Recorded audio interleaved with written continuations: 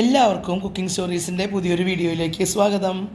ഇന്ന് നമ്മളിവിടെ തയ്യാറാക്കുന്നത് പഴം വെച്ചിട്ട് നല്ല അടിപൊളിയായിട്ടുള്ള ഒരു കിണ്ണത്തപ്പത്തിൻ്റെ റെസിപ്പിയാണ്.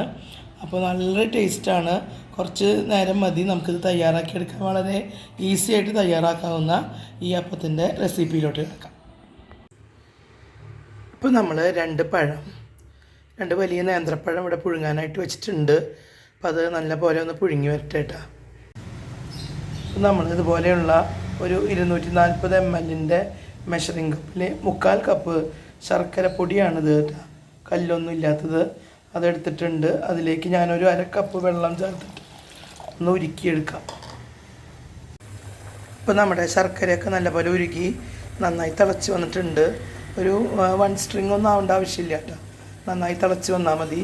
ഇത് അരിക്കേണ്ട ആവശ്യമില്ല, ഇത് നല്ല പൊടിയാണ്. പിന്നെ ഇതിൽ കല്ലും മണ്ണ് അങ്ങനത്തെ ഒന്നുമില്ല. അപ്പോൾ ഇത് ഞാൻ അരിക്കണമൊന്നുമില്ല കേട്ടോ. അപ്പോൾ നമ്മുടെ പഴം നല്ലപോലെ പുഴുങ്ങി വന്നിട്ടുണ്ട് കേട്ടോ, നല്ല പോലെ ആയിട്ടുണ്ട്. അപ്പോൾ നമുക്ക് സ്റ്റവിൽ നിന്ന് എടുക്കാതെ. ഇപ്പോൾ നമ്മുടെ പഴം ഒരു നേരിയ ചൂടൊക്കെ ആയിട്ട് തൊലിയൊക്കെ പൊളിച്ച് ഒന്ന് മാഷ് ചെയ്ത് ഞാൻ വെച്ചിട്ടുണ്ട്.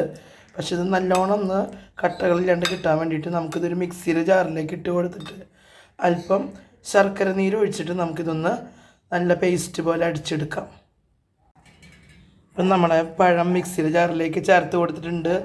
അതിലേക്ക് ഞാൻ കുറച്ച് ശർക്കര നീരും കൂടെ ഒന്ന് ഒഴിച്ച് കൊടുക്കുകയാണ്. ഇത് നല്ല പോലെ നമുക്കൊന്ന് കട്ടയില്ലാതെ അടിച്ചെടുക്കാം. നമ്മൾ ഇത് മധുരം ബാലൻസ് ചെയ്യാൻ വേണ്ടിയിട്ട് ഒരു 2 നുള്ളു ഉപ്പ് ഞാനിതിലേക്ക് ഇട്ട് കൊടുക്കുന്നുണ്ട് കേട്ടോ. ഇപ്പം നമ്മൾ ഒരു പാൻ സ്റ്റൗവിൽ വെച്ചിട്ടുണ്ട്. അതിലേക്ക് 1 ടേബിൾ സ്പൂൺ നെയ്യ് ചേർത്ത് കൊടുക്കാം. ഇനി നമ്മൾ അരച്ചെടുത്തിട്ടുള്ള പഴവും ശർക്കരയുടെ മിക്സ് ഉണ്ടല്ലോ, അത് ആ പാനിലേക്ക് ഒന്ന് ചേർത്ത് കൊടുക്കാം.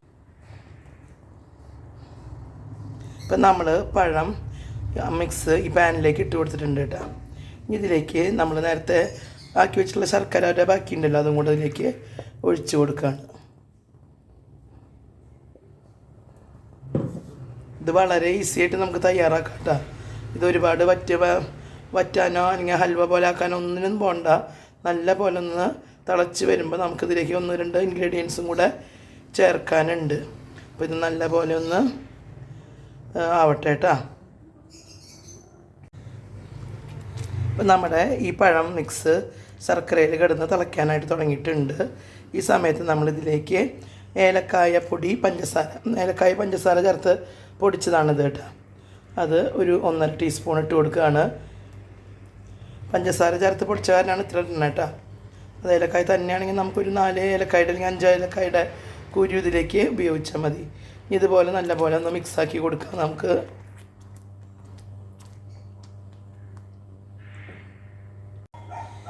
ഇനി നമ്മളിതിലേക്ക് ചേർത്ത് കൊടുക്കുന്നത് 1/2 കപ്പ് ഗോതമ്പ് പൊടിയാണ് കേട്ടോ. അരിപ്പൊടിയും ചേർക്കാം നമുക്ക്, പക്ഷേ ഗോതമ്പ് പൊടി ചേർക്കുമ്പോൾ ഒരു പ്രത്യേക ടേസ്റ്റ് ഉണ്ട് ഇതിന്. ഇനി ഇത് കട്ടയില്ലാണ്ട് നല്ല പോലെ ഒന്ന് മിക്സ് ചെയ്തെടുക്കാം. നമ്മൾ ഇതിലേക്ക് അവസാനമായിട്ട് ഒരു 1/2 കപ്പ് ചിരകിയ തേങ്ങയും കൂടി ഇട്ടിട്ടുണ്ട് കേട്ടോ. ഇത് നല്ല പോലെ ഒന്നും കൂടി വഴറ്റിയതിന് ശേഷം നമുക്ക് ഒരു പാത്രത്തിൽ അല്പം നെയ്യ് തടവിയിട്ട് ഒന്ന് സ്റ്റീം ചെയ്തെടുത്താൽ നല്ല അടിപൊളി ആയിട്ടുള്ള ഒരു സ്വീറ്റ് നമുക്ക് റെഡിയായിട്ട് കിട്ടും. അടയേക്കാളും ഒക്കെ ടേസ്റ്റ് ആയിട്ടുള്ളതാണ് കേട്ടോ.